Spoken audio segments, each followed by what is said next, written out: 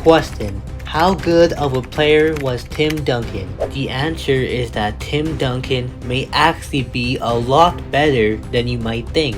When watching Duncan play, he may not immediately grab your attention since he is not the flashiest player of all time, but that doesn't mean Duncan was not a great player. Duncan was a leader, a team player, and a master of the fundamentals, hence the name, the Big Fundamental. These qualities made Tim Duncan elite as he was one of the most dominant players of his era. For example, in 2002, Duncan averaged 25.5 points, 12.7 boards, and 2.5 blocks, taking home the MVP. The next season, Duncan averaged 23.3 points, 12.9 boards, and 2.9 blocks, winning another MVP and the championship. Throughout his career, Duncan dominated the league. On top of winning 2 MVPs, he achieved a total of 15 All-NBA appearances, which is tied for second of all time. Furthermore, Duncan was no less dominant on the defensive end. For his career, he was named to 15 All-Defensive teams.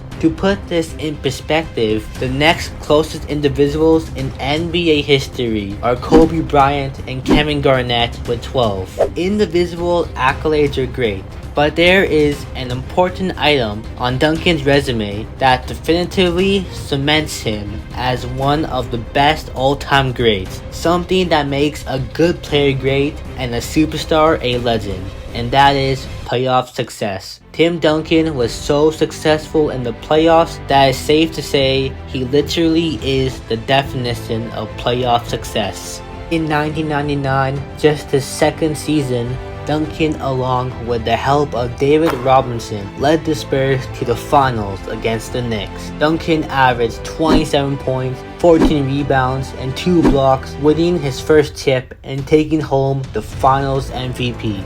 In 2003, the well-rounded Spurs, led by Tim Duncan, dethroned the 3-time defending champs, the Los Angeles Lakers, in the second round and went on to beat the New Jersey Nets in the finals. Duncan took home his second finals MVP, averaging a monster 24, 17, and 5, along with 5 blocks. This was just the beginning, as in 2005, the Pistons and the Spurs were locked in a tight series. The Spurs won in 7, with Duncan winning another Finals MVP, averaging 21 points and 14 rebounds. If 3 weren't enough, in the 2007 NBA Finals, the San Antonio Spurs faced the Cavaliers.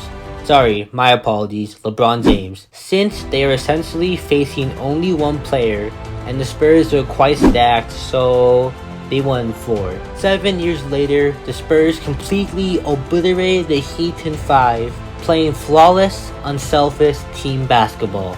Tim Duncan won an impressive 5 championships, which of course is the stuff of greatness. By doing so, he ended up achieving another impossible feat.